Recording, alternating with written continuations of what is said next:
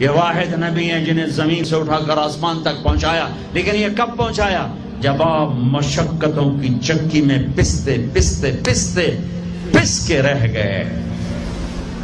ہائے ہائے ہائے ہائے، 10 سال گالیاں پتھر، گالیاں پتھر۔ جب آپ تھک جاتے تو باہر چچا سینے سے لگاتے اور اندر حضرت خدیجہ آپ کے زخموں کو سہلاتی۔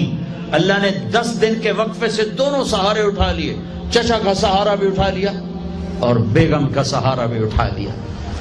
ہے اس کے بعد قریش مکہ نے جو ستانا شروع کیا تو آپ کہتے ہائے چچا، تیرے جانے کی کمی بڑی جلدی محسوس ہونے لگی۔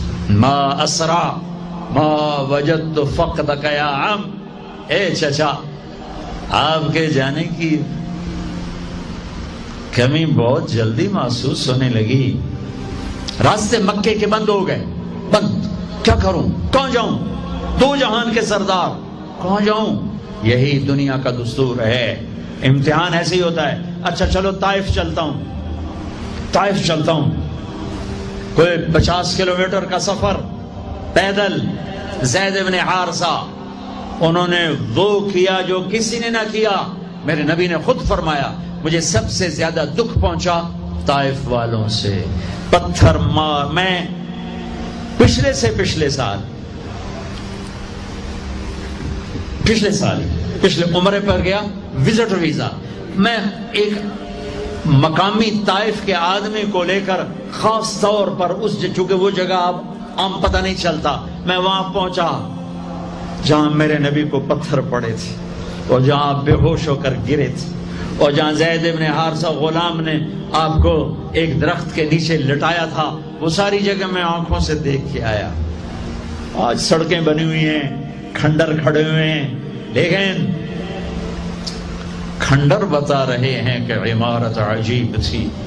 میں ایک چھت پہ چڑھ گیا، وہ چھت پہ چڑھ کے میں ساری وادی اور سارا منظر دیکھ رہا تھا اور 14 صدی پیچھے مڑ کے دیکھنے کی کوشش کر رہا تھا کہ جسے میرا رب کبھی حبیب کہے، کبھی خلیل کہے، کبھی محمد کہے، کبھی احمد، کبھی ماہی، کبھی حاشر، کبھی عاقب، کبھی فاتح، کبھی خاتم، کبھی ابو القاسم، کبھی طٰہٰ، کبھی یاسین، کبھی شاہد، کبھی مبشر، کبھی نذیر، کبھی داعی الی اللہ، کبھی سراج منیر، کبھی رحمت للعالمین، کبھی رحمت للعالمین، کبھی کافۃ للناس بشیر و نذیرا، کبھی عزیز کہے، کبھی رؤوف کہے، کبھی رحیم کہے، کبھی حریص علیکم کہے، کبھی مزمل کہے، کبھی مدثر کہے، کبھی طٰہٰ کہے، کبھی یاسین کہے۔ اور اس وادی میں لہو لہان اتنے پتھر پڑے کہ اب بے ہوش ہو کے گر گئے۔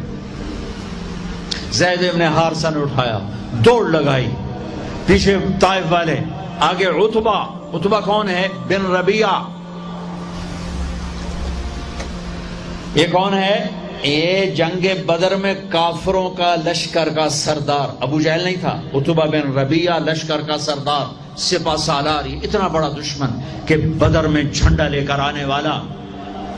حضرت زید کو کچھ نہیں سوجا، اسی کے باغ میں گھس گئے اور جا کر آپ کو لٹایا۔ آپ نیم بے ہوشی میں تھے تو جان کے دشمن کی آنکھوں میں آنسو آ گئے، اتنا میرے نبی نے دکھ اٹھایا ہے۔ ہاں، اور آج کی امت کے ہاتھ میں دوری دھار کا خنجر ہے، کیا بوڑھا کیا جوان، کیا پڑھا لکھا کیا ان پڑھ، کیا مرد کیا عورت، کیا بڑا کیا چھوٹا، اور ہر وار میرے نبی کے سینے پر ہے جھوٹ کے وار، ظلم و ستم کے وار، رشوت کے وار، ناچ گانے، فحاشی عریانی، آوارگی، بے پردگی، ننگا پن،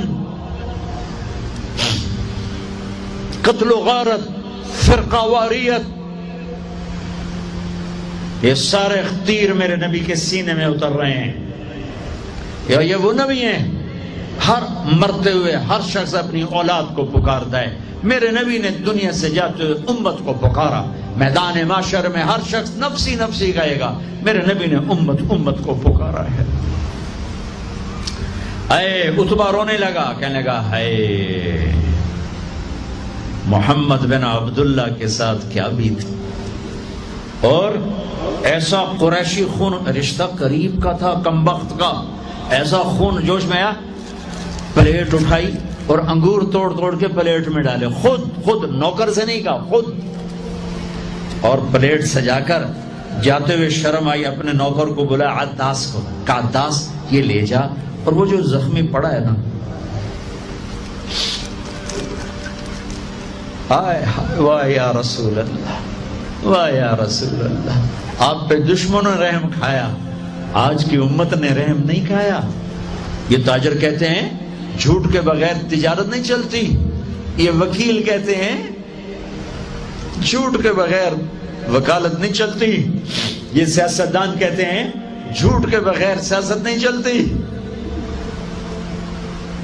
کہنے لگا وہ جو آدمی پڑا ہے نا زخمی، اس کو جا کر یہ انگور دو اور اسے کہنا کہ وہ کہہ رہا ہے تمہیں رشتہ داری کی قسم میرے انگور رد نہ کر۔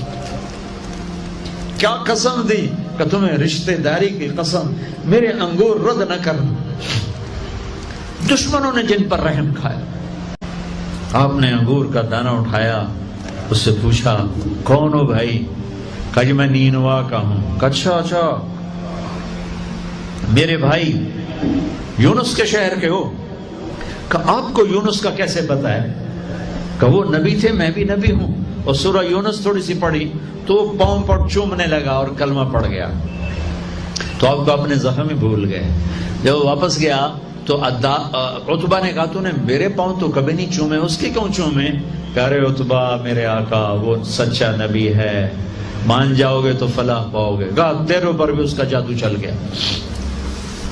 پھر آپ نے ایک دعا مانگی ہے اسی انگور کی بیل کے نیچے، اللہم انی اشکو الیک ضعف قوت وقلت حیلتی وہوانی علی النار۔ اے میرے رب، آج میں کوئی دکھ سکھ نہ پھولوں تیرے ساتھ، آئے ہائے، اب نہ کوئی دکھڑا نہ بیان کروں تجھے میرے مولا، یہ لوگوں نے مجھے کیسے دکھ پہنچایا ہے، تو نے مجھے کن کے حوالے کر دیا؟ الی من تکلنی الی بعید یتجہمنی او الی عدو ملکتہ امری۔ یہ نا آشنا، یہ دشمن ان میرا یہ حال کر دیا، ان لم تکن علی ساخطا فلا ابالی، لیکن میرے رب اگر تو مجھ سے راضی ہے،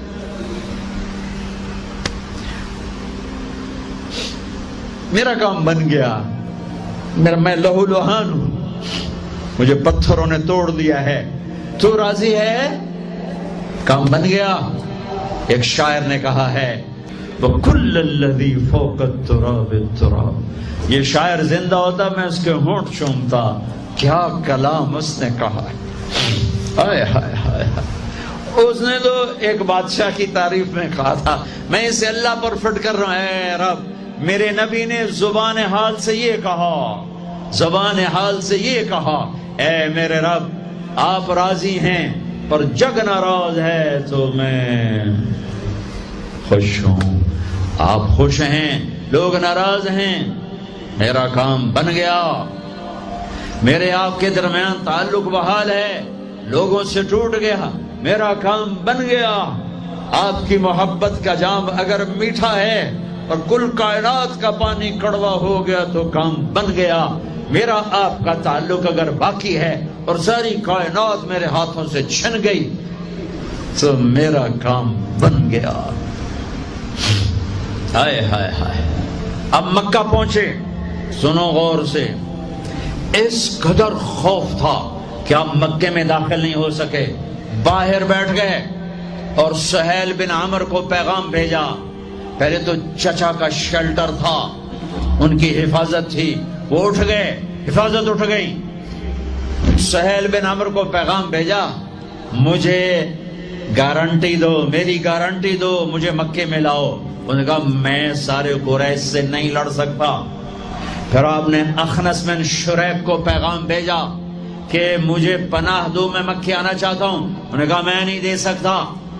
پھر آپ نے صفوان بن امیہ کو پیغام بھیجا اس نے انکار کر دیا میں نہیں کر سکتا. پھر آپ نے جبیر بن مطعم بن عدی کو پیغام بھیجا. وہ اپنے بچوں کو لایا مسلح ہو کر.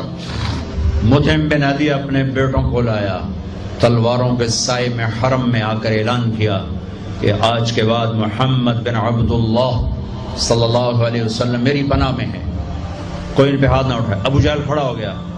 یہ پناہ کس طرح دے رہے ہو؟ اس کا کلمہ پڑھ کے یا اپنے دین پر باقی رہ کر؟